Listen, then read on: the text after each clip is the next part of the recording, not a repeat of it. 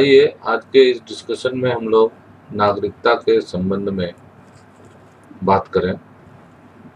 जाहिर है नागरिकता संबंधी जो हम लोग डिस्कशन करेंगे वो भारतीय संविधान से भारतीय नागरिकों के संबंध में बात करेंगे। भारत का संविधान का भाग 2 और उसमें 2 के अंदर आने वाला अनुच्छेद 5 से लेकर अनुच्छेद 11 के बीच भारत की नागरिकता से संबंधित प्रावधान है। मूल रूप से भारतीय संविधान के इन प्रावधानों में भारतीय कौन होंगे, कौन लोग भारतीय नागरिक होंगे संविधान के निर्माण के समय, इनका जो है सो वर्णन है। और इस समय इस संदर्भ में जो है सो भारत की सरकार, जाहिर है केंद्र सरकार की शक्तियाँ क्या होगी, संघ की शक्तियाँ क्या होगी, इसके बारे में वहाँ पर विवरण हमको मिलता है। इन्हीं शक्तियों का प्रयोग करते हुए संघ ने समय समय पर विभिन्न तरह के कानून बनाए। मूल रूप से भारत का नागरिकता अधिनियम 1955 हमारा आधार होगा। इस कानून के प्रावधान के जो है सो आलोक में भारत में लोग नागरिकता प्राप्त करने और नागरिकता छोड़ने या उसको नागरिकता से वंचित किए जाने की प्रविधि का विस्तृत विवरण यहाँ पर मिलता है। यह संविधान का जो संविधान के अलग अलग संशोधनों के द्वारा बहुत बार संशोधित किया गया था। नागरिकता संशोधन अधिनियम में 1986, 1992, 2003, 2005 और अंतिम रूप से 2019 में संशोधन किए गए हैं। इसके अतिरिक्त कुछ रेगुलेशंस तैयार किए गए थे जिस पर हम लोग अभी आगे चर्चा करने वाले हैं। तो यही हमारा जो है सो गाइडलाइंस है भारत की नागरिकता के संबंध में। आगे चले।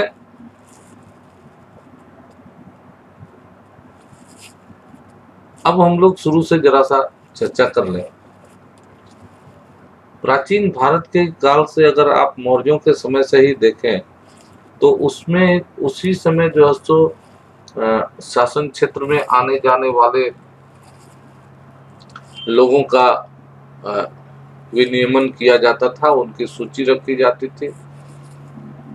स्थानीय अधिकारी गोप जो होते थे, गांव में कौन आएगा, कौन जाएगा, किसका जन्म हुआ, किसकी मृत्यु हुई, इसका पूरा ब्यौरा रखता था। और बाद में ये थोड़ा इसमें ढिलाई बरती गई, लेकिन एक तरह से कुछ न कुछ इस संबंध में व्यवस्था हमेशा ही रही भारत।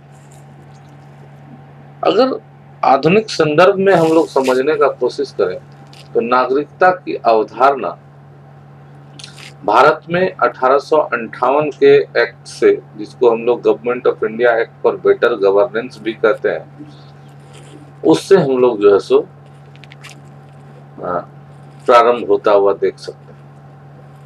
ऐतिहासिक फैक्ट से आप वाकिफ हैं कि इस एक्ट के द्वारा भारत में पहले से चला आ रहा ब्रिटिश कंपनी का शासन, कंपनी का जो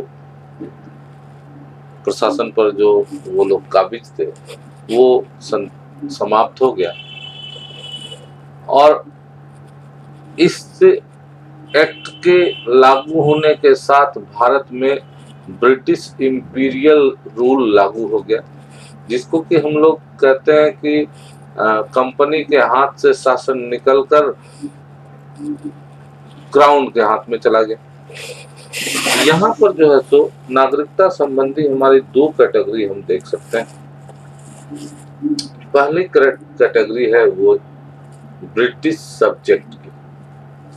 वे सारे लोग जो भारत में जन्मे थे और भारत के नागरिक थे, भारत में निवास करने वाले वैसे लोग जिनका जन्म ब्रिटिश शासित प्रदेश में हुआ था, उनको ब्रिटिश क्राउन के द्वारा भारत का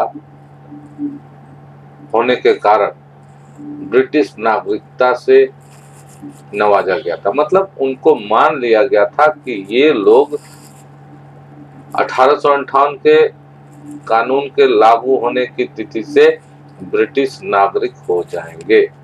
कहने का तात्पर्य है उनको वो सारी सुविधाएं प्राप्त होगी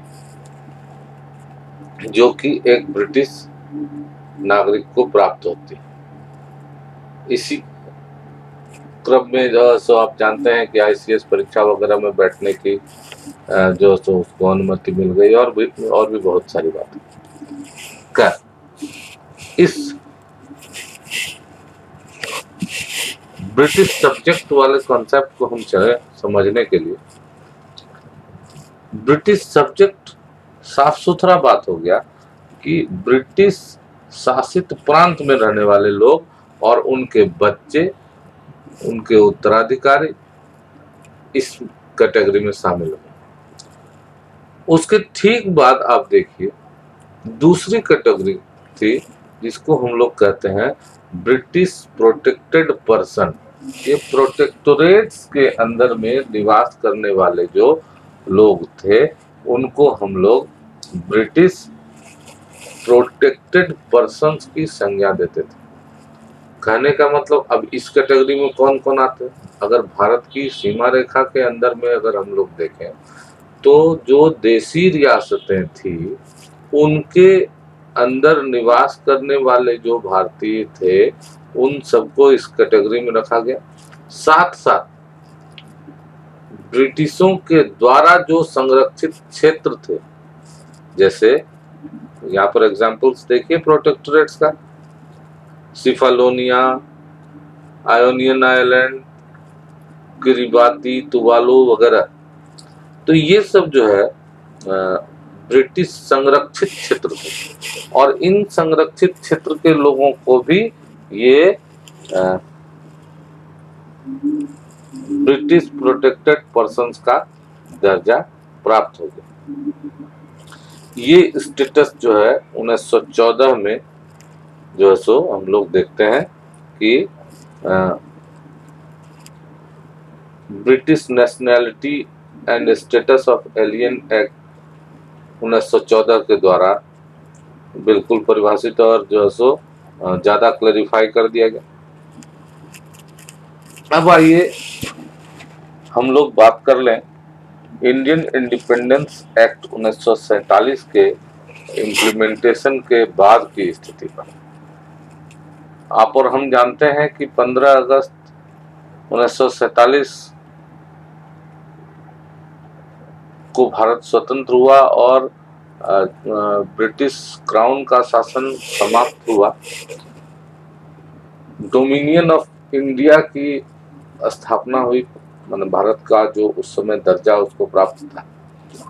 तो उसके हिसाब से, मतलब इंडियन इंडिपेंडेंस एक्ट के हिसाब से उसकी जो सो सेक्शन 18(3) में इस बात की चर्चा है कि वे सारे लोग all Indian resident born in, जिसका जन्म हुआ, और नेचुरलाइज्ड इन, जो उसको जो सो प्राकृतिक रूप से जो है सो उनको नेचुरलाइज किया गया। हम लोग आगे चर्चा करेंगे इस पर कि इंडियन प्रोविंसेस में वो सब जो है सो ब्रिटिश सब्जेक्ट हो गए। कहने का मतलब पहले से जो ब्रिटिश सब्जेक्ट थे 1858 और 1914 के अधिनियम के द्वारा, वो तो ब्रिटिश सब्जेक्ट थे ही, साथ साथ 1947 के एक्ट के हिसाब से जो ब्रिटिश प्रोटेक्टेड पर्सन्स थे, भारतीय रियासतों में निवास करने वाले, उनको भी ब्रिटिश सब्जेक्ट का दर्जा प्राप्त हो गया। दोनों में अंतर ये था कि जो है सो ब्रिटिश प्रोटेक्टोरेट वाले क्षेत्र के लोगों को अंग्रेज जो है पासपोर्ट देते थे, विदेश में पढ़ने जाने घूमने वगैरह के लिए जो है सो अनुमति देते थे। आप जानते हैं कि वायसराय जो उस समय होता था, वो इन रियासतों के साथ विदेश संबंधों के लिए जो है सो आधिकारिक एक अथॉरिटी था और उसके माध्यम से ये उसको प्राप्त हो जाता था। लेकिन वो जो ब्रिटिश नागरिकों वाली स्थिति थी वो उनको प्राप्त नहीं होती थी। अब यहाँ पर जो है सो आकर आप देखिए कि 1947 में जो एक्ट आया, इंडियन इंडिपेंडेंस एक्ट, उसके 18 सेक्शन 18(3) में ये प्रावधान कर दिए गए कि ब्रिटिश रियासतों के लोगों को भी ब्रिटिश सब्जेक्ट के रूप में ट्रीट किया जाने लगा, नंबर 1। अब आइए आगे बढ़े।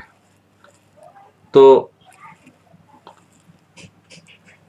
मतलब ये हुआ कि इस एक्ट के द्वारा जो भी रियासत जिसने भारत संघ में विलय किया था, दोज एक्सीडेड टू इंडिया, वो उसके नागरिक जो थे उन सबको ब्रिटिश प्रोटेक्टोरेट पर्सन का दर्जा समाप्त होकर ब्रिटिश सब्जेक्ट का दर्जा मिल गया।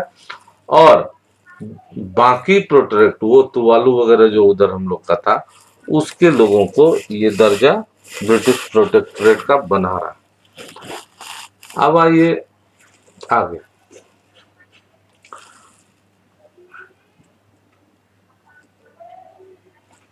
उन्नीस सौ जो है 26 जनवरी 1950 को हम लोगों ने उन सब ब्रिटिश सब्जेक्ट को भारत के नागरिक का दर्जा दे दिया। वस्तुतः यह दर्जा 26 नवंबर 1949 को ही लागू हो गया। आप जानते हैं कि 15 जो प्रावधान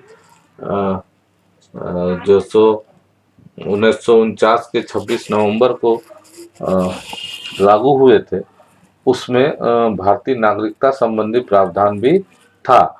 हमने ब्रिटिश सब्जेक्ट्स को ब्रिटिश जो प्रोटेक्टोरेट से अलग कर लिया, माने भारत के ब्रिटिश शासित प्रांत और भारत के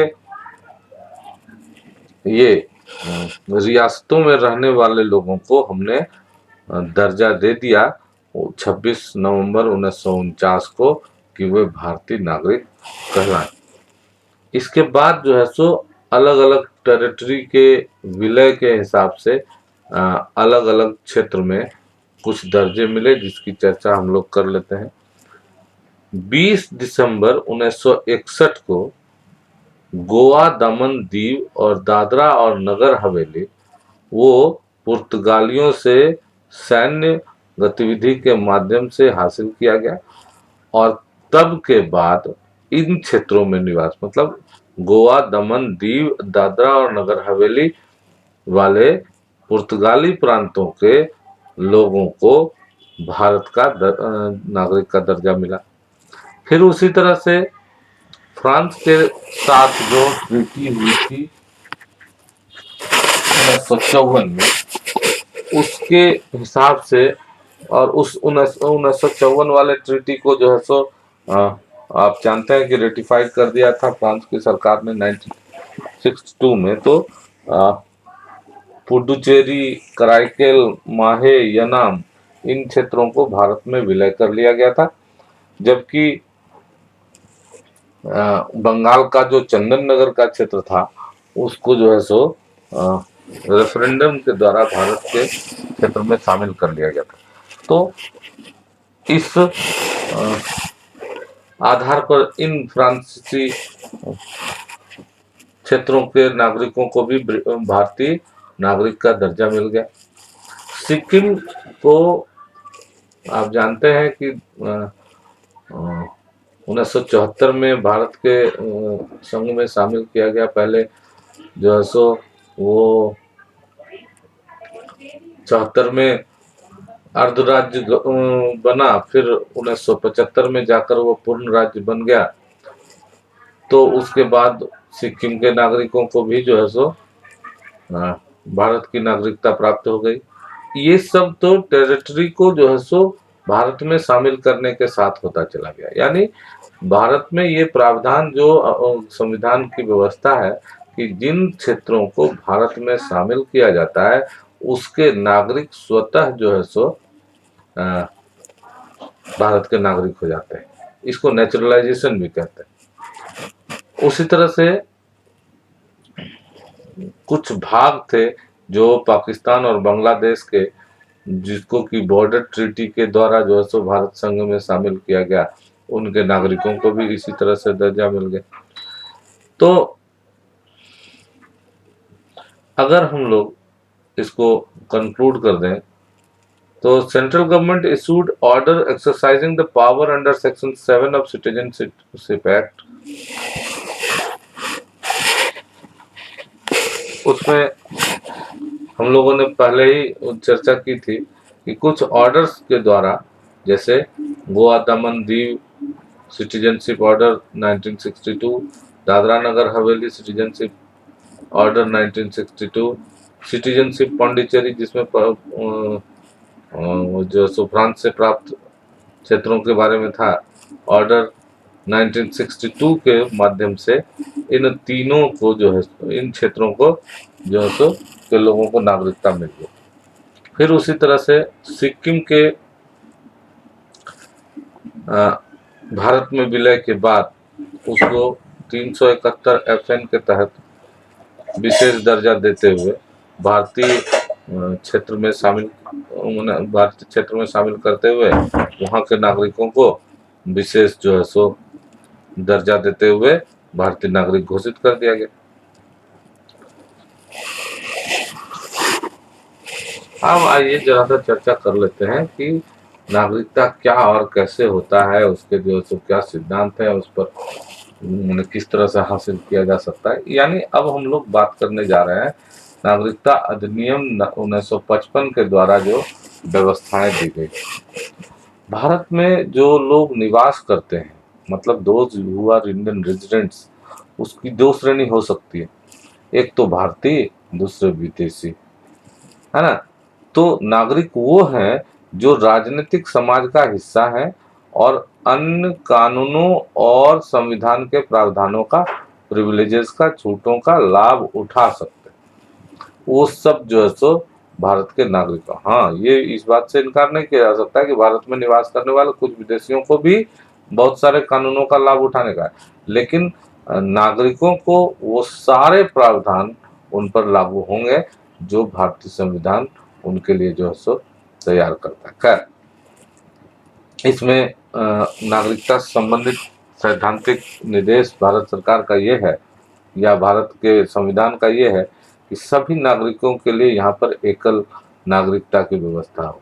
मतलब यहाँ पर जो भी नागरिकता होगी वो संघ का होगा, किसी राज्य का अलग अलग नहीं होगा, जैसा कि कुछ जो कहते हैं कि फेडरल स्ट्रक्चर वाले देशों में होता है। जैसे कि मान लीजिए अमेरिका में जो है सो नागरिकता का स्टेटस ये होता है कि भाई वो जो है सो कैलिफोर्निया का और देन अमेरिका का, USA का जो है सो सिटीजन, तो उसके सिटीजनशिप में दोहरा स्टेटस होता है। उसी तरह से बहुत सारे देश ऐसे भी हैं जहाँ पर कि उस देश की नागरिकता के साथ वह अन्य देश की भी नागरिकता ग्रहण कर सकता है। लेकिन भारत में ऐसा स्थिति नहीं है कि अगर कोई आदमी भारत का नागरिक है तो अन्य देश की नागरिकता वो ग्रहण करने के साथ उसकी भारत की नागरिकता चली जाएगी, या कोई अन्य देश का नागरिक है वो भारतीय नागरिकता के लिए अप्लाई करता है, उसको प्रदान की जाती है, तो उसको इसी आधार पर प्रदान करती है, नागरिकता की जाती है कि वह अपने पूर्व निवास स्थल की नागरिकता को छोड़ चुका है, अपने पुराने देश की नागरिकता को छोड़ चुका है ना। हाँ, 1986 के संशोधन द्वारा कुछ बातें हुई जो कि हम लोग एक तरह से कहें कि दोहरी नागरिकता जैसा कुछ था, जैसे पर्सन्स ऑफ इंडियन ओरिजिन वगैरह बाद में जो हम लोग देखते हैं कि जो है सो विदेश के में निवास करने वाले भारतीय मूल के लोगों को कुछ व्यवस्थाएं दी गई, कुछ सुविधाएं दी गई, और उनको जो है सो उनका दोहरा दर्जा उनको प्रदान किया गया। वो कंप्लीट नागरिकता नहीं रखते हुए भी उसमें जो है सो भारतीय अधिकारों का, खास करके जो इकोनॉमिक चेंजेस वगैरह हो रहे थे उसके मद्देनजर ये व्यवस्था की गई कि विदेश में रहने वाले भारतीय के लिए भारत के लिए क्या जो है सो कर सकते हैं, इससे संबंध में कुछ कुछ बातें उसमें हुई थी। अब हम लोग एक क्विक रिवीजन कर लें कि भारत के जो संविधान प्रावधान है उसमें किस अनुच्छेद में जो सो किस संबंध में बात की गई है। तो इसमें 5 से 11 अनुच्छेद हैं। अनुच्छेद 5 में जो है सो ये था कि भारतीय संविधान के प्रारंभ के समय नागरिकता की स्थिति क्या होगी। फिर अनुच्छेद 6 में यह प्रावधान किया गया था कि भारत से पाकिस्तान से जो लोग भारत में आए थे उनको किस तरह से नागरिकता मिले। अनुच्छेद 7 में था कि पाकिस्तान जो चले गए थे उनको किस तरह से जो है सो ट्रीट किया जाए, वो सब प्रावधान 7 में था। अनुच्छेद 8 में था कि भारत के रहने वाले भारतीय मूल के कुछ व्यक्तियों के नागरिकता के अधिकार क्या होंगे, कैसे होंगे, उन सब से संबंधित बातें थी। अनुच्छेद 9 में था कि विदेशी राज्य की नागरिकता और स्वेच्छा से अर्जित करने वाले व्यक्तियों का जो है सो नागरिकता से माने भारत की नागरिकता से उसको कैसे जो है सो डिप्राइव किया जाएगा, या भारत किस तरह से जो है सो भारत के नागरिक हुए नहीं रहेंगे, उनकी बात थी। अनुच्छेद 10 में व्यवस्था थी कि नागरिकों के अधिकारों का बना रहना, मतलब किस तरह से किसी नागरिक के अधिकारों को हम लोग जो है सो एंश्योर कर सकते हैं। और 11 में था कि संसद द्वारा नागरिकता के अधिकार का विधि द्वारा विनियमन किया जाना, यानी कि जो है सो नागरिकता के संबंधित जो विधि बनाने का अधिकार है वो किसको प्राप्त हुआ, संसद को। भारत में जो नागरिकता संबंधी उपबंध है उसमें कुछ खास बातों की चर्चा कर लेनी चाहिए।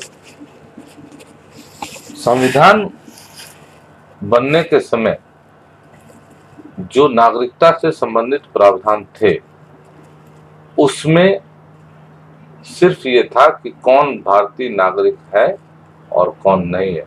यानी संविधान जिस समय बना उस समय नागरिकता संबंधी संवैधानिक प्रावधान सिर्फ लोगों की पहचान करते थे।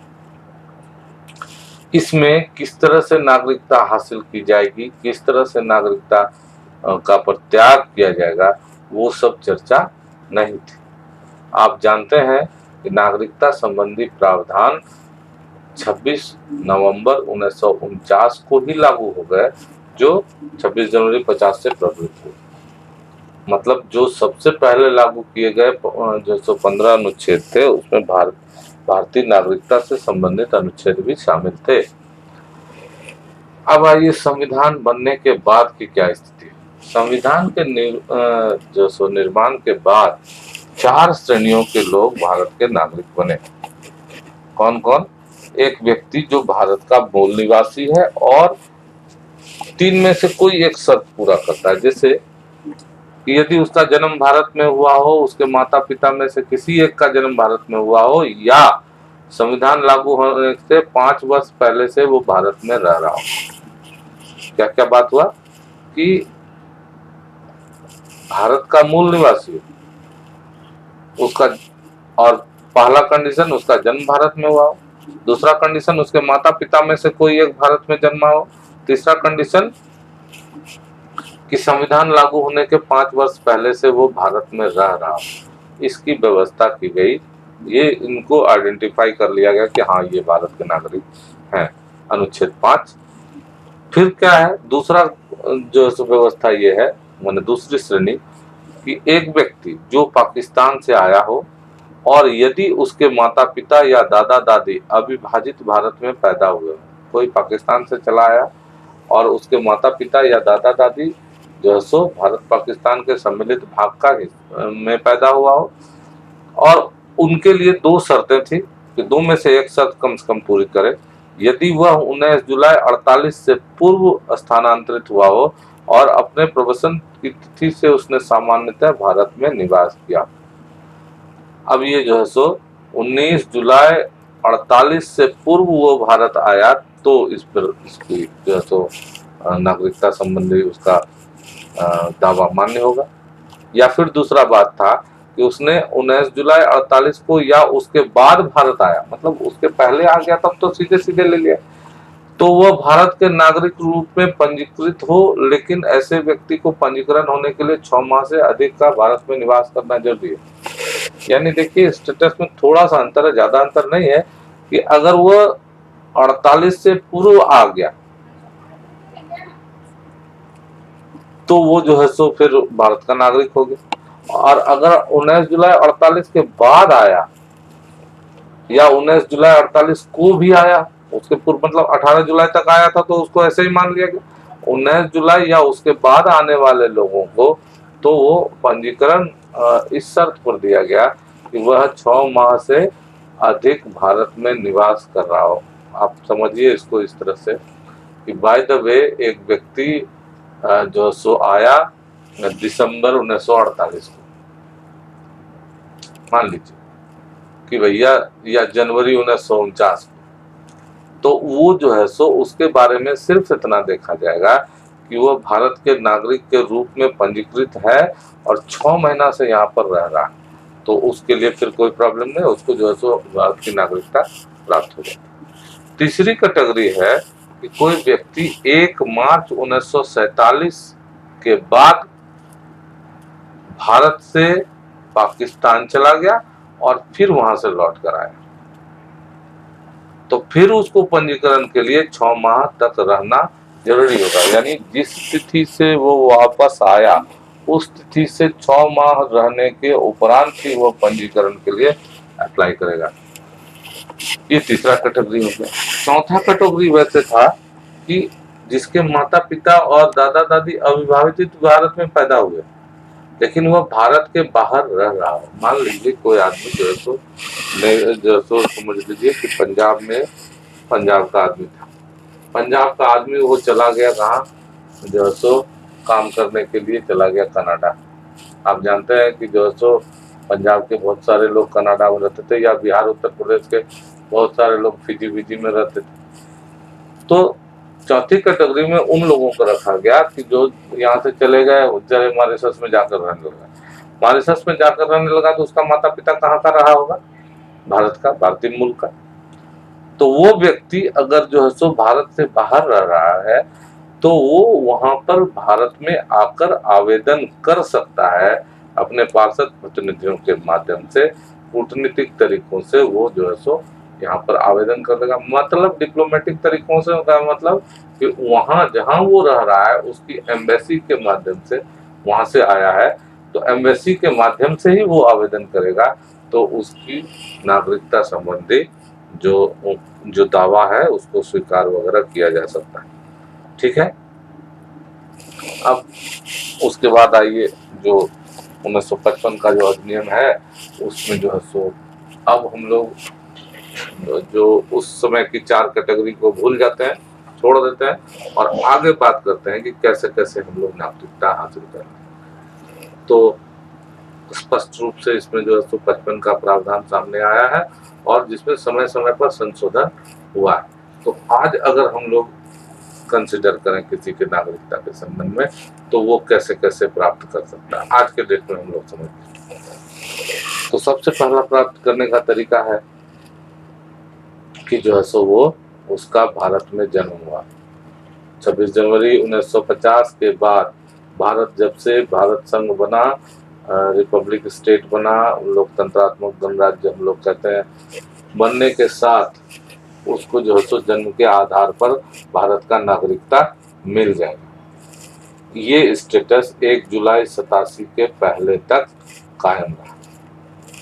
तो कहने का मतलब है 26 जनवरी से 1950 से लेकर 1 जुलाई 1987 तक भारत में जन्मा कोई भी व्यक्ति भारत का नागरिक है। अब आइए 1 जुलाई के बाद का स्टेटस क्या हो गया। 1 जुलाई 1987 के को या उसके बाद भारत में अगर किसी व्यक्ति का जन्म लेता है तो उसको भारत का नागरिक माना जाएगा यदि उसके जन्म के समय उसका कोई एक अभिभावक भारत का नागरिक था। ठीक है, उसका कोई एक अभिभावक पेरेंट्स में से कोई एक भारत का नागरिक था अगर 1987 1 जुलाई को, तो वो जो है सो भारत का नागरिक माना जाएगा। 86 के संशोधन में यही व्यवस्था थी। उसके बाद फिर आगे आते हैं कि 7 जनवरी 2004 के बाद भारत में पैदा हुआ कोई भी जो सो व्यक्ति भारत का नागरिक माना जाता है यदि उसके दोनों अभिभावक भारत के नागरिक हों अथवा एक अभिभावक भारतीय हो और दूसरा अभिभावक उसके जन्म के समय पर गैर कानूनी अप्रवासी नहीं हो। मान लीजिए कि कोई व्यक्ति भारत में बांग्लादेश से गैर कानूनी तौर पर घुस जाता है। अब वो घुसने के साथ वो जो है सो क्या करेगा, किसी दूसरे व्यक्ति से विवाह कर लेगा, तो उसकी संतान क्या भारत की नागरिकता उसको प्राप्त होगी? तो वो व्यक्ति जो किसी उसके दोनों अभिभावक भारतीय नागरिक होने चाहिए और कम से कम एक को भी गैर कानूनी अप्रवासी नहीं होना चाहिए। यानी गैर कानूनी अप्रवासी की संतान अगर ये स्टेटस हासिल करना चाहती है तो उसको ये सहज प्राप्त नहीं होगा। ऐसी व्यवस्था आप जान रहे हैं 2003 में जो संशोधन किया गया था उसके आधार पर से ये कट ऑफ डेट हमारा हो गया 7 जनवरी। तो फिर से स्पष्ट कर रहे हैं, 7 जनवरी 2004 के बाद भारत में पैदा हुआ कोई भी व्यक्ति भारत का नागरिक माना जाता है यदि, तो इम्पोर्टेंट बात क्या थी कि उसके दोनों अभिभावक या तो भारत के हो जाएं या एक अभिभावक भारत का हो, दूसरा अभिभावक विदेश का हो सकता है। जैसे कि मान लीजिए कि जो है राहुल गांधी, सोनिया गांधी। अब राजीव गांधी का विवाह सोनिया गांधी से हुआ, वो भारतीय था और उसकी पत्नी जो है विदेशी नागरिक थी। तो वैसी स्थिति में उसका जन्म लेने वाला बच्चा उसको भारतीय नागरिकता मिलेगी। शर्त इतना था कि सोनिया गांधी जायज रूप से भारत में रह रही थी। तो सोनिया गांधी ने जिस समय उसका जन्म हुआ राहुल गांधी का, तो उस समय उसने भारत की नागरिकता भले नहीं ली थी, वो अप्रवासी ही थी, लेकिन वो वैलिड तरीके से भारत में थी। वो हर साल अपना जो है सो पंजीकरण का हर 5 साल पर जो है सो बढ़ा लेती थी अपना समय के अनुसार। तो उसको गैर कानूनी अप्रवासी अगर वो होती तो वैसी स्थिति में जो है सो उसके बच्चे को नहीं मिल पाता। लेकिन वो चूंकि कानूनी अप्रवासी थी भारत में, उसको जो है सो ये दर्जा प्राप्त। ठीक है, आगे चले। अब आइए वंश क्या था।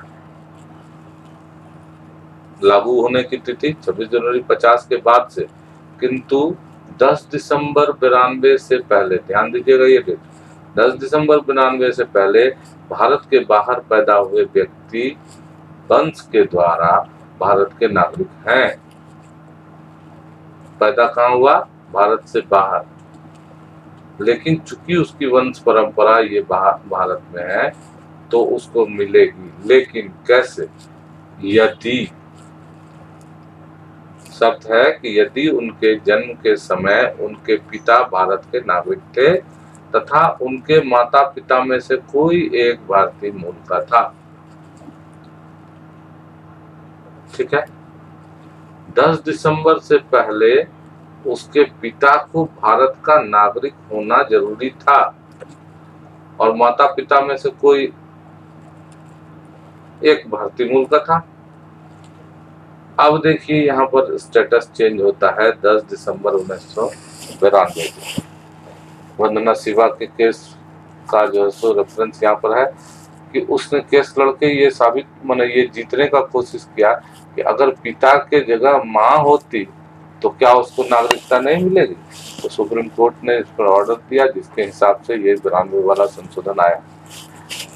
तो 10 दिसंबर 1992 को ये स्टेटस चेंज हुआ और तब के बाद भारत में पैदा हुआ कोई व्यक्ति भारत का नागरिक है, वो वाली शर्त जो उसके पिता के समय में था, पिता के बारे में था, वो बदल दी गई। यदि उसके जन्म के समय कोई एक अभिभावक, यानी अब जो है, जो पहले सिर्फ पिता के आधार पर नागरिकता मिलती थी, वो स्टेटस चेंज हुआ। अब पिता अथवा माता दोनों के आधार पर नागरिकता मिल गई। ये जो है सो 1992 का स्टेटस था। फिर आइए 2003 वाला जो अमेंडमेंट था, उसके हिसाब से क्या हुआ।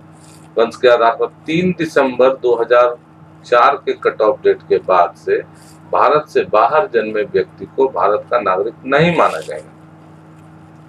कब नहीं माना जाएगा वो आगे देखिए। यदि जन्म के 1 साल की अवधि के भीतर उसके जन्म को भारतीय वाणिज्य दूतावास में पंजीकृत नहीं किया गया। मान लीजिए कि आप जो है सो यहाँ से रिसर्च करने के लिए चले जाते हैं ऑस्ट्रेलिया, पति पत्नी दोनों, वीजा लेके, पासपोर्ट का इस्तेमाल करके वहां पर चले गए, आप वहां पर रह के रिसर्च करने लगे, वहां आपको एक संतान की प्राप्ति होती है। तो संतान की प्राप्ति होती है, तो मान लीजिए ऑस्ट्रेलिया का तो प्रावधान है कि वहां किसी का जन्म हो गया तो उसको वहां की नागरिकता मिल जाएगी। ये तो हो सकता है। तो ऑस्ट्रेलिया में जो है सो वो अप्लाई करने के लायक हो गया। चूंकि उसका माता पिता है भारत में, तो वंश के आधार पर भारत में की नागरिकता प्राप्त करने की भी योग्यता। तो इस व्यवस्था के तहत ये सुनिश्चित किया गया कि अगर जन्म के साल भर के अंदर वाणिज्य दूतावास में पंजीकृत कराकर भारत की नागरिकता के लिए अनुरोध कर दिया गया, तब तो उसको जो है सो नागरिक का दर्जा मिलेगा, नहीं तो उसको भारत का नागरिक नहीं माना जाएगा। याद रहेगी बात। हाँ, कुछ विशिष्ट परिस्थितियों में इसमें प्रावधान में छूट दी गई। वो केंद्रीय सरकार की अनुमति के द्वारा 1 साल की अवधि के बाद भी ऐसा रजिस्ट्रेशन वाणिज्य दूतावास में हो सकता है। ये जो है सो उसमें सुविधा छूट, मतलब इतना हार्ड एंड फास्ट नहीं बनाया गया, लेकिन जो है सो ये व्यवस्था की गई कि आप साल भर के अंदर में पॉजिटिवली जो है सो दूतावास को ये खबर कर दें कि हमको जो है सो एक पुत्र रत्न की प्राप्ति हुई है या पुत्री हुई है, तो जिसकी नागरिकता हम भारत में जो है सो भारत की नागरिकता रखने को, रिटेन करने को इच्छुक हैं। तो जो है सो ये व्यवस्था, साथ साथ अभिभावक को ये बताना होगा कि इस बच्चे के पास देश का कोई पासपोर्ट नहीं है। ये 1 साल के बाद वाली परिस्थिति, ठीक है ना। तो जो सो मतलब उसको घोषणा करना होगा। अगर 1 साल के बाद आप जो करते हैं, या तो उसमें घोषणा करनी होगी कि इसको जो है सो दूसरे देश का कोई देश का पासपोर्ट नहीं है। अब आइए पंजीकरण। नागरिकता अधिनियम 1955 की धारा 5 के अंतर्गत किसी एक व्यक्ति जो कि भारत का गैर कानूनी अप्रवासी नहीं होना चाहिए, उसको भारत के नागरिक के रूप में पंजीकृत किया जा सकता है अगर उसकी ये कैटेगरी हो जाए। आगे देख लें हम लोग कैटेगरी, इसमें से कोई भी श्रेणी में अगर हो जाएगा तो उसको जो है सो हम लोग रजिस्ट्रेशन दे सकते हैं। भारत के मूल का एक व्यक्ति जो पंजीकरण के लिए आवेदन करने से पहले 7 साल तक भारत का निवासी हो, आवेदन करने के पूर्व। भारतीय मूल का एक व्यक्ति जो अविभाजित भारत के बाहर किसी भी देश या स्थान में साधारण निवासी हो। एक व्यक्ति जिसने भारत के एक नागरिक से विवाह किया है और पंजीकरण के लिए आवेदन करने से पहले 7 साल के लिए वो भारत का साधारण निवासी हो। भारतीय नागरिकों के अवयस्क बच्चे, पूर्ण आयु और क्षमता से युक्त एक व्यक्ति जिसके, मतलब ये अवयस्क बच्चे के बारे में था, अब ये जो है सो 18 वर्ष से बाद के लोगों के बारे में, जिसके माता पिता 7 साल से भारत में रहने के कारण भारत के नागरिक के रूप में पंजीकृत हैं, तो वैसी स्थिति में वो व्यक्ति जो है सो अप्लाई कर सकता है रजिस्ट्रेशन के लिए। उसी तरह से 18 वर्ष से ज़्यादा उम्र का व्यक्ति या उसका कोई एक अभिभावक पहले स्वतंत्र भारत का नागरिक था और पंजीकरण के आवेदन देने से पहले वह 1 साल से वह भारत में रह रहा है। मान लीजिए कि कोई आदमी था, उसका गार्जियन भारत का निवासी था, वो चला गया अमेरिका, अमेरिका का नागरिकता ले लिया। 18 वर्ष के बाद वो घूम कर आता है कि भाई हमको रजिस्ट्रेशन चाहिए, तो उसको भी रजिस्ट्रेशन के द्वारा भारत की नागरिकता मिल जा सकती है, बशर्ते कि वह भारत के क्षेत्र में 1 साल से ज़्यादा रहना। अब जो है सो दूसरा बात है कि 7 सालों से कोई व्यक्ति अगर भारत में विदेशी नागरिक के रूप में पंजीकृत है तो उसको ये नागरिकता दी जा सकेगी। अब यहाँ पर बहुत बार जो बात चर्चा में आई है कि जो है सो अविभाजित भारत में, तो अविभाजित भारत का मतलब हो गया कि 1947 के बाद का जो भारत अंग बनने के वाले किसी भू क्षेत्र का निवासी हो, है ना। जन्म से भारतीय मूल का माना जाएगा। भारतीय मूल का किसको माना जाएगा? कि उसके माता पिता में से कोई एक अविभाजित भारत में पैदा हुआ हो, मतलब भारत, पाकिस्तान, बांग्लादेश में, या 15 अगस्त 1947 के बाद वो भारत का अंग बनने वाले किसी भू क्षेत्र का निवासी। नेचुरल तरीके से आप देखिए, केंद्र सरकार द्वारा वैध प्रवासी से प्राप्त आवेदन के आधार पर नागरिकता प्रदान की जा सकती है। ऐसे देश से न हो जहां भारतीय नागरिक प्राकृतिक रूप से नागरिक न बन सके। माने भारत को जो लोग नागरिकता देता है उन्हीं देशों के नागरिक को हम यहाँ दे सकते हैं। आवेदन की स्वीकृति पर वह पूर्व नागरिकता जिस देश की वह था उसके पास पहले से थी, उसको छोड़ना पड़ेगा। वह भारत में हो या भारत सरकार की सेवा में हो तो कम से कम 12 माह पूर्व उसे भारत में रहना चाहिए। मान लीजिए गवर्नमेंट ऑफ इंडिया में वो जो है सो काम करने लगा है, सेवा में हो, तो उसको इस तरह का आवेदन देने के साल भर पहले से भारत में रहना जरूरी है। कुल रहने की अवधि अगर फ्रैक्चर हिसाब से देखा जाए तो 11 वर्ष से कम नहीं होनी चाहिए। मतलब लगातार अगर 7 साल भारत में है और जो है सो मान लीजिए आना जाने का क्रम जो है सो भारत से उसका संबंध 11 वर्ष से अधिक का रहा है, 12 वर्ष का रहा है, तो उसको भी जो है सो हम इस तरीके से नागरिकता दे सकते हैं। उसके लिए शर्त यह है कि चरित्र अच्छा हो, वो 8वीं सूची की किसी एक भाषा को जानता हो, एक या एक से अधिक जानता हो, कम से कम एक तो जानता ही हो। प्रमाण पत्र दिए जाने की स्थिति में वो भारत में रहने का इच्छुक हो अथवा सेवा जारी रखे। पता चला कि लेके जो है सो नागरिकता वो चला गया, खाली सुविधा उठा रहा है, तो वैसे लोगों को जो है सो पहले इंश्योर कर लिया जाएगा। भारत सरकार चाहे तो सभी शर्तें हटा सकती, एकदम से जो है सो मानदेय के रूप में उसको दे दिया जा सकता है यदि व्यक्ति की विशेष सेवा विज्ञान, दर्शन, कला, साहित्य, विश्रांति और मानव उन्नति के क्षेत्र। कहने का मतलब है कि अगर किसी का इन क्षेत्रों में बढ़िया योगदान है तो भारत का सरकार जो है वो सारा जो है सो ऊपर वाला जितना कंडीशंस है उन सब को छोड़ सकता है। उसके बाद किसी क्षेत्र को भारतीय संघ क्षेत्र में समाविष्ट किए जाने पर क्या होगा? सिक्किम को, गोवा को, पांडिचेरी को शामिल किया गया तो वहाँ के नागरिकों को जो है सो सामान्य ऑर्डर्स के द्वारा जो है सो भारत के नागरिक का दर्जा मिल गया। आप जानते हैं कि 3 ऑर्डर्स 1962 में निकले थे।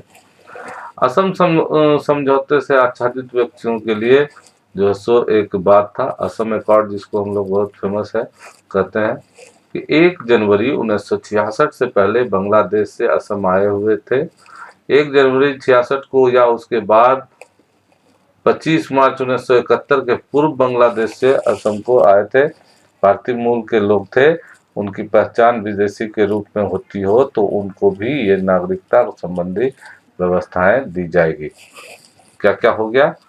1 जनवरी 1966 से पहले भारत आए थे बांग्लादेश से, या अगर 25 मार्च 1971 से पहले बांग्लादेश से असम आ गए तो उनको भी जो है सो इस समझौते के तहत नागरिकता दी गई। अब आइए जो है सो नागरिकता संशोधन अधिनियम 2019, इस पर बहुत सारी चर्चा है, बहुत सारी आशंकाएं हैं। लेकिन इसमें जो है सो व्यवस्था ये हुई कि जो पहले 11 वर्ष से संबंधित प्रावधान था उसको रिड्यूस कर दिया गया। 11 वर्ष भारत में निवास करने की आवश्यक शर्त को परिवर्तित करके 5 वर्ष कर दिया गया। ये उन लोगों के लिए था जो कि भारत से आसपास के देश थे, खास करके 3 देश, पाकिस्तान, बांग्लादेश और अफगानिस्तान। पाकिस्तान, बांग्लादेश और अफगानिस्तान ये तीनों इस्लामिक कंट्रीज हो गए हैं और जो है सो इन क्षेत्रों में अक्सर ब्लास्फेमी वगैरह के माध्यम से लोगों को डराया जाता था। आज भी आप वहाँ पर गैर इस्लामिक लोगों के शोषण की कथाएं सुन सकते हैं। तो उन लोग जो उन क्षेत्रों से प्रताड़ित, शोषित, अपमानित होकर भारतीय क्षेत्र में भाग कर आए अपनी जान और अपनी संस्कृति और अपनी संपदा को जो सो बचाने के ख्याल से, तो उन लोगों को नागरिकता देने संबंधी इस एक्ट में व्यवस्था की गई है। 31 दिसंबर 2014 को जो लोग आ चुके थे, इसका मतलब है इस तिथि के पहले तक आए हुए इन तीनों देश के वैसे नागरिक जो हिंदू थे, बौद्ध थे, सिख थे, जैन थे, पारसी थे और ईसाई थे, उनको इस आधार पर नागरिकता देने की व्यवस्था की गई है कि जो है सो ये धार्मिक प्रताड़ना से जो है सो ग्रसित हैं, उन पर जो है सो बहुत बुरा प्रभाव पड़ा, वो भारत में आए और सिर्फ अंतर ये किया गया कि ये अगर 11 वर्ष तक रहते तो पहले के पुराने प्रावधान के तहत ही इसको नागरिकता मिल जाती, लेकिन उनको प्रोटेक्शन देने के लिए जो है सो भारत के संविधान में जो है सो व्यवस्था की गई, संशोधन किया गया कि अगर ये 5 वर्ष से भारत में रह रहे हैं तो इनको 5 वर्ष के आधार पर ही नागरिकता दे दी जाए। तो ये जो है सो इसमें जो है सो माने संदेह ये उत्पन्न किया जाता है कि इस तरह के प्रावधान से जो है सो हम लोगों ने माने भारत के सरकार ने जो है सो जो केंद्र ने जो संशोधन अधिनियम जारी किया है उसके माध्यम से खास करके मुसलमानों को डिप्राइव करके जो है सो अन्य देश अन्य जो है सो धार्मिक लोग, अन्य धर्म के लोगों को सुविधा दी गई है। तो ये जो है सो समानता के अधिकार का एक तरह से उल्लंघन है। लेकिन इसमें जो है सो भारत की सरकार का तर्क यह है कि जो है सो चूंकि एक इस्लामिक कंट्री में इस्लाम के मानने वालों को धर्म के आधार पर तो शोषण नहीं किया जा सकता, इसलिए जो है सो उन लोगों को यहाँ पर जो है सो इस प्रावधान का फायदा नहीं मिलेगा। अगर उनको भारत की नागरिकता चाहिए तो उसके लिए पूर्व के प्रावधान ही उस पर लागू रहेंगे। तो इस आधार पर जो है सो हम लोग नागरिकता संशोधन अधिनियम 2019 के द्वारा हम लोग कट ऑफ डेट 31 दिसंबर 14 से पहले आने वाले लोगों को नागरिकता प्रदान कर सकते हैं। मतलब उनको ईज कर दिया गया, आसान कर दिया गया, उनके शर्तों को कम कर दिया गया। अब आइए नागरिकता का प्रत्याग।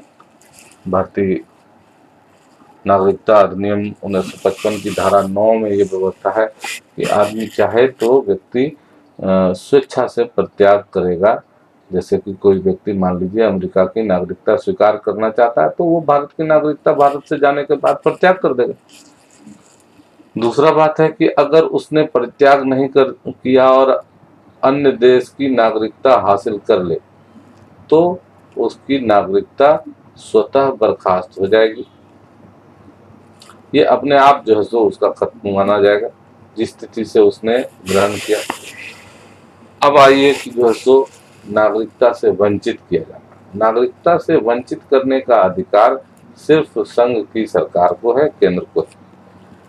अगर मान लीजिए किसी ने फर्जी तरीके से नागरिकता प्राप्त कर ली है, जैसे कि पंजीकरण के मामले में अपने दस्तावेजों को दूसरी तरह से इस्तेमाल कर लिया हो, या कोई ऐसा तरीका अपनाया हो जो गैर कानूनी है, इस तरह से किसी व्यक्ति ने मान लीजिए भारत के संविधान के प्रति अनादर जताया हो, शत्रु देश के साथ अगर युद्ध हो रहा है और उस देश से उसने संबंध बनाया है, उससे जो सो उसकी प्रशंसा की है और अपने देश की निंदा की है, उस देश के लिए भारत में रहते हुए जासूसी की है, तो वैसी स्थिति में उस व्यक्ति को केंद्र द्वारा जो है नागरिकता से वंचित किया जा सकता है।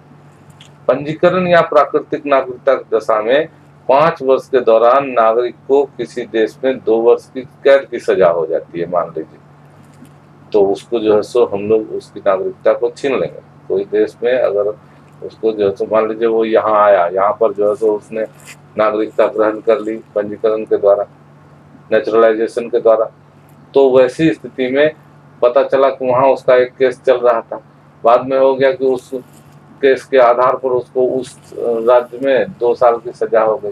तो 2 साल की सजा हो गई तो भारत की नागरिकता के प्रावधान ऐसे हैं कि उसको जो है सो उसकी नागरिकता छोड़ दी जाएगी, उसको हटा दी जाएगी, और तब जो है सो उसकी नागरिकता खत्म कर दी जाएगी। उसके बाद कोई पंजीकृत या नेचुरलाइज्ड ऐसा है कि वो 7 वर्ष से लगातार भारत से बाहर रहने लगा, फिर पंजीकरण से उसने नागरिकता तो ले ली, लेकिन वो भारत रहता ही नहीं, वो 7 वर्ष से अधिक तक अगर लगातार भारत से बाहर रह रहा है, तो वैसी स्थिति में उसकी नागरिकता को छीना जा सकता है। हाँ, उसके लिए जो है सो जरूरी तहकीकात करने होंगे। हो सकता है कि वो किसी कारणवश 7 वर्ष से ज्यादा रहा हो, मतलब पर्याप्त कारण उसके पास हो, तो केंद्र सरकार निर्णय ले सकता है कि नहीं भी छीना जाए। लेकिन सामान्य प्रावधान कहता है कि अगर जो है कि 7 साल से बाहर है तो उसकी नागरिकता को छीन लेना है। अगर युक्त कारण वो उपलब्ध कराता है कि हम जो है सो इस कारण से, तो उस पर जो है सो कंसिडरेशन किया जाना संभव है।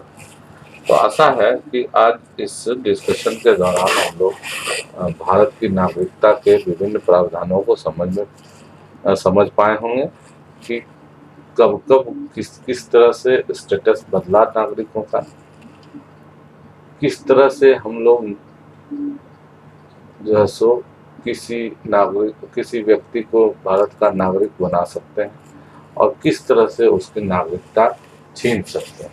अलग अलग संवैधानिक प्रावधानों के अनुरूप हम लोगों ने इस स्टेटस को क्रमवार जो है सो डिस्कस किया है। आशा है कि परीक्षाओं में आप इस टॉपिक को बहुत अच्छी तरह से लिखवाने में समर्थ होंगे। हमको लगता है कि एक पब्लिक सर्विस कमीशन वगैरह की तैयारी करने वाले लोगों को इसके बारे में बिल्कुल स्पष्ट रूप से अपना क्वेश्चन तैयार कर लेना चाहिए, इसलिए कि 2019 में जो नागरिकता संबंधी संशोधन हुए हैं उसके वजह से पूरे भारत में बहुत ही अलग अलग तरीके से अलग अलग क्षेत्रों में अलग अलग तरीके से प्रदर्शन हुए। तो ये एक हॉट टॉपिक्स अभी है डिस्कशन का, जिसके वजह से हम लोग इसके संबंधी पूर्व के प्रावधानों का अवलोकन करना हमारे लिए बहुत उचित है। और तदनुरूप जो सो अगर कोई क्वेश्चन इससे बनता है तो उस सब प्रावधान के संदर्भ में आप इसका जो सो जवाब लिखना चाहेंगे, तो हमको लगता है कि ज़्यादा नंबर वगैरह आने की संभावना है। ऑब्जेक्टिव्स वगैरह में तो कट ऑफ डेट से संबंधित, धारा से संबंधित, अलग अलग संशोधन से संबंधित प्रावधान सीधे सीधे पूछ दिए जाते हैं। धन्यवाद।